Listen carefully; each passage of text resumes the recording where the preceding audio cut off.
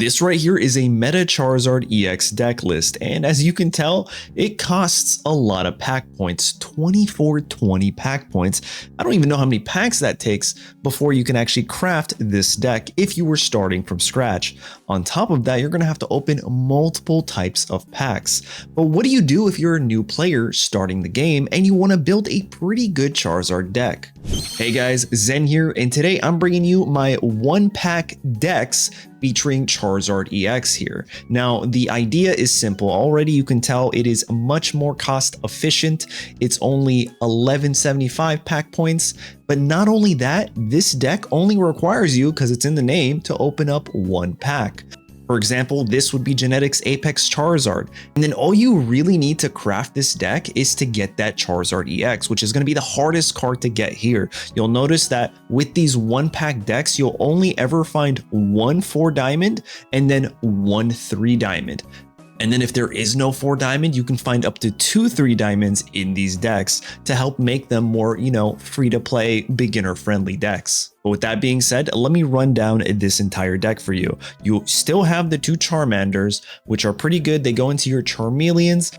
And then you have your single standard Charizard here, which if you lose, that only costs you 1 point as opposed to your EX Pokemon, which is extremely strong, but this deck is still going to be tough to manage because you don't have your ramp option of Moltres. Now, if you do, for whatever reason, get very lucky by pulling that Moltres, then you can swap out this standard Charizard for running another Moltres in here. So you'll have a Charizard EX as well as a Moltres EX. But for the sake of this video, and assuming that you only get lucky to pull a single Charizard EX, plus I'll show you the matches with this and how to play this deck here in a bit, then we're just going to run it with this deck. But you can definitely sub out this Charizard for a Moltres EX because that also comes in the Genetic Apex Charizard packs.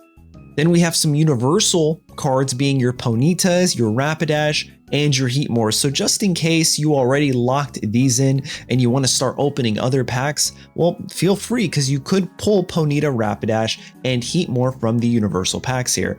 And then for the rest, we have 2 Professor Research, 2 Pokeballs, 2 potions, and 2 red cards, and these can be found in the promo menu where you can just buy them from playing the game. They give you currency in the game to essentially buy these cards, so you don't have to use any other currency or open up any packs for them. In fact, you can't find them in packs. And then lastly, a Sabrina here. If you can pull this, that's awesome. If you can't, I believe these supporter cards only cost 70 pack points. So, and Sabrina's like pretty meta. This goes into almost every deck. So I could argue that you would want to spend at least 70 pack points to get this. But there you guys have it. This is a pretty solid beginner-friendly Charizard EX deck list that only requires you to open a Charizard pack until you get these cards. With that being said, you can't really choose what cards you get. So this is like if you can pull a Charizard EX, then this might be the type of deck you would want to build as a beginner trainer.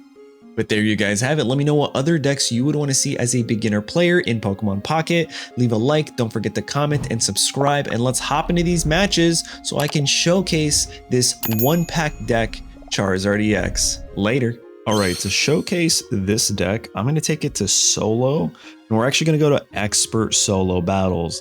We could go into the grass matchup, which we'll have an advantage against, but I think things like Pikachu and potentially Mewtwo and even Machamp could be a little bit tougher. So let's show you how this looks into the Mewtwo matchup. We're gonna take the deck that we just built, and here we go. So we're going first. The good news about this is we also don't have to wait for our opponent to play their turns. So this is our starting hand. We're always gonna want our Charmander on the bench so we can start feeding it. And Ponyta is a really good lead because it only requires 1 energy to attack as well as its evolution. It's kind of like how we want to play this here. We are going first. So in this situation, we could technically red card, but I'll be honest, I'm gonna give you guys a pro tip. As someone who's had red card used on them and someone who uses red card, you want to wait to use red card until your opponent shows a Pokeball, 2 Pokeballs, or even a Professor Research, because they don't get those back and they use that as a tool to thin out their deck, get the cards from their deck into their hand. So then when you use a red card after they use that, you get way more value. Even if you fix their bricked hand, you could potentially slow them down. So there's a Pokeball right there and a Clefairy. and they're swapping out. They want to keep their Ralts alive because they're going to ramp them, right? So what we're going to do is I'm going to feed here. Red card could be good right now because I feel like they would only switch out if they had an evolution. So we're going to put this here. We're actually going to red card now, send their 4 cards back, and they get 3 cards back into their hand. Pretty good. And then we're going to flare right here. Hit them for 20. And then if we pull a Rapidash, we just knock them out next turn, which is pretty good. Okay, so they do have the Clefable, and they do have the Kirlia. I think we might have helped them out there. And they got the Mewtwo EX. Sometimes it is what it is. It's okay, though, because all we have to do is start feeding our Charmeleon. We do have potions here. Don't feel too bad. We can go potion, and we can go another potion, and go for a flare. If we pull a Rapidash, that's pretty good. We have 2 in the deck. Typically, I don't want to waste my potions like that. But yeah, so me using the red card there, I feel like we definitely helped them out. Bro, this is a harder matchup than actually going into ranked. What the hell? Not ranked, but casual ladder. This isn't horrible though. I'm pretty sure we still win this. We put that there. We deal some damage. We let them hit us here, and then Charizard can come in and just clean up. So they do 50, which is tough. I'm going to send out Heatmore here. So now we have to play around the Sabrina, which is kind of a problem, right? So what I'm going to do is I'm going to send out a Ponyta, put this here, and then end turn. So that way if they Sabrina now, we can just bring in Ponyta. But if they don't, it's okay because our Charizard just comes in and cleans up. And that's kind of the strategy behind Charizard. If you have a Moltres, you can ramp so much quicker. But if you don't have a Moltres, your Charizard just cleans up, no problem. So check this out. We're going to pick up 2 points here. Like it's not an issue. And we got a red card. Might as well use a red card, right? Send their hand back in. Reshuffle. We're going to add this energy here. I'm okay with putting a Charmander. You might want to hold the last card so your opponent, if this isn't like a computer battle, right? The solo matches, if it's actually not ranked, but the casual matches, you might want to hold your last card so that way your opponent doesn't know what's in your hand, but it's fine for me to play this here. So there we go. We pick up 2 points. Easy. They bring in this guy, Gardevoir, and they're drawing. Ooh, they're drawing a lot. Well, I'm pretty sure we do have a single Sabrina, but we're okay with just doing this, hitting our Professor Research, no problem. Get a Charmeleon and another Charizard. Let's do it. We'll hit him with a slash here. We don't really need to, but we can. So they are going to X-Speed here and bring out this guy. They do 90 damage because Jinx does have a really nice ability, but it's not a problem because all we have to do at this point, we could just finish the game. But yeah, you just go Fire Energy, Crimson Storm, not a Moltres in sight. And we're able to take out the hardest challenge for solo, being the max, expert solo battles, and we beat the Mewtwo deck. So definitely very doable. Let's check this out with Pikachu. All right, we're going second. I like that. It's honestly pretty good because going first into Pikachu doesn't really feel that great. We'll put this back here. The other card that we have, Heatmore and our Ponyta and Rapidash. Again, you'll notice that these fire-type Pokemon are here because they only require 1 fire energy to retreat as well as to deal damage. So that way you can spend the rest of your turns ramping up your Charmanders, your Charmeleons, and your Charizards. This would be a very good red card on our part. Maybe not. They put everything down, but they used a Pokeball. It could have been good. Could have been glorious. I don't know. I think maybe I do feed here. And I deal damage. I think I'm also going to red card just in case. They have a Magneton or something. They did fill up their bench, so that kind of doesn't feel great. And now we don't even have to do anything for Ponyta because whenever we do bring... Oh my god. Oh my god. We do this every time. So this is a masterclass on how not to use the red card, you guys.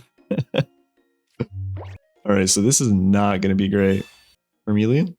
Okay. That's something. Put this here. You can put this here. You can swing. Alright, I'm pretty sure we'll still end up winning this matchup. A Lieutenant Surge does make this a lot more difficult. Alright, we'll go into Rapidash. Now here's the question. Do I give my Rapidash? Do I give them energy? I don't think so. I think we just keep feeding our Charmeleon, get our Charizard online, and then do a lot of damage. In fact, I think I'm just going to end it here. So in this situation, to combat Sabrina, I would want to play another basic Pokemon, but because this is a Pikachu deck, if they Sabrina me, they can just 90 damage onto literally anything. So it's kind of scary. I am going to red card here. Swap everything. Watch this actually help them out. Would not be surprised. But we're in a really good spot here, especially if they don't have Sabrina. We'll do this. We'll end turn. Okay, so they have 5 there. Oh, that's interesting. They're not attacking. I've never seen a computer not attack there. All right, we'll swap out and we'll hit the slash here. We'll pick up 2 points. Nice, easy 2 points. And now it doesn't matter who they bring in because we're just going to Crimson next turn and win the matchup here. All right, 60. Yeah, Charizard's pretty strong. And again, if you just single out your packs for Charizard Genetic Apex, you can also build a deck like this within the first week of playing Pokemon Pocket. Now, again, if you get a Moltres EX, I would highly recommend you throw that in here over the standard Charizard card. But there you guys have it. That is my 1-pack deck for Charizard EX. Let me know what you think. If you like these type of videos, I'll make more of them, more of my suggestions for new players for 1-pack decks.